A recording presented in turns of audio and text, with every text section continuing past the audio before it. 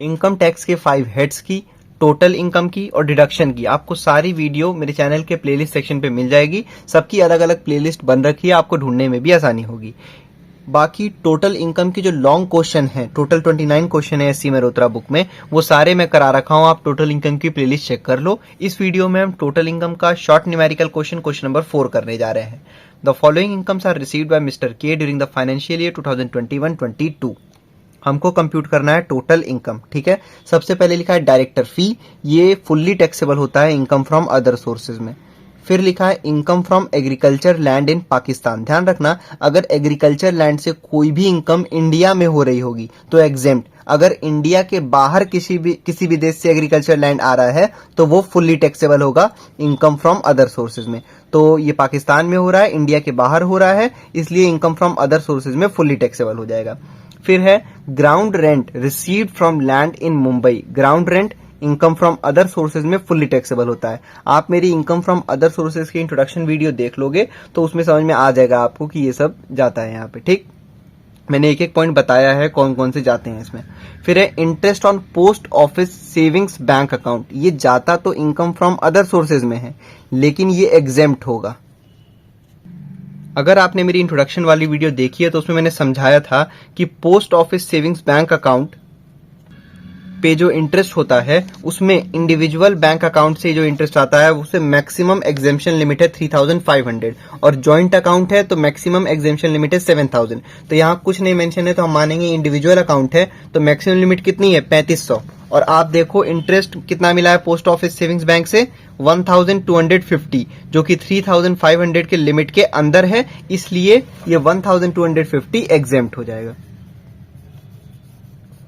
फिर है bank interest on time deposit received, ये इनकम फ्रॉम अदर सोर्सेज में फुल्ली टैक्सेबल। फिर है interest on deposits with industrial financial corporation 500, ये इनकम फ्रॉम अदर सोर्सेज में ये भी आएगा। इस क्वेश्चन में जितने भी दे रखे थे वो सारे इनकम फ्रॉम अदर सोर्सेज में ही आते हैं। सॉल्यूशन देखते हैं 4 का। हमको निकालना है टोटल इनकम, तो आप यहां लिखोगे कंप्यूटेशन ऑफ टोटल इनकम। फिर जो भी असेसमेंट ईयर है वो आप यहां पे लिख दो। ठीक है, सबसे पहले जो भी हेड है, तो इस क्वेश्चन में केवल एक ही हेड से इनकम है, वो है इनकम फ्रॉम अदर सोर्सेस। तो आप यहां लिखो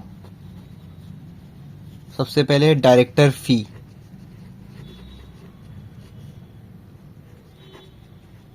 अमाउंट 2000।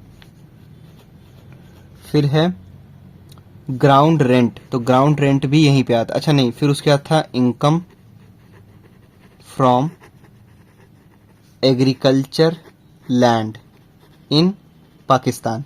अगर इंडिया में एग्रीकल्चर लैंड से कोई भी इनकम हो रहा हो तो वो एग्जेम्प्ट, इंडिया के बाहर किसी भी देश में एग्रीकल्चर लैंड से इनकम आ रहा है तो वो टैक्सेबल। तो ये पाकिस्तान में हो रहा है इसलिए ये टैक्सेबल होगा 5000 रुपीज। ठीक है, फिर लिखा हुआ है ग्राउंड रेंट, तो ये भी इनकम फ्रॉम अदर सोर्सेज में ही आता है। ध्यान रखना, रेंट देख के कंफ्यूज मत हो जाना। तो ये है 10,000 रुपए, यहीं पे आएगा। फिर उसके बाद है interest on post office savings bank account, interest on post office savings bank account. तो अभी मैंने आपको दिखाया भी, और आप बाकी इनकम फ्रॉम अदर सोर्सेज की इंट्रोडक्शन वीडियो मेरी चेक कर लो, उसमें मैंने बताया था कि पोस्ट ऑफिस सेविंग्स बैंक का जो इंटरेस्ट आता है इंडिविजुअल अकाउंट पे 3500 तक एग्जेम्प्ट। तो यहाँ पे 1250 है जो कि 3500 से कम है, तो इसलिए यहाँ लिख दो एग्जेम्प्ट। समझ में आया बात को। फिर है bank interest on time deposit, bank interest on time deposit, ये है 15,000। ठीक, फिर है interest on deposit with industrial financial corporation, कितना है 500 रुपए। ठीक है, तो डायरेक्टर फी हो गया, income from agriculture land in Pakistan, फिर ग्राउंड रेंट, फिर interest on post office savings bank exempt, फिर है bank interest on time deposit और interest on deposit with IFC.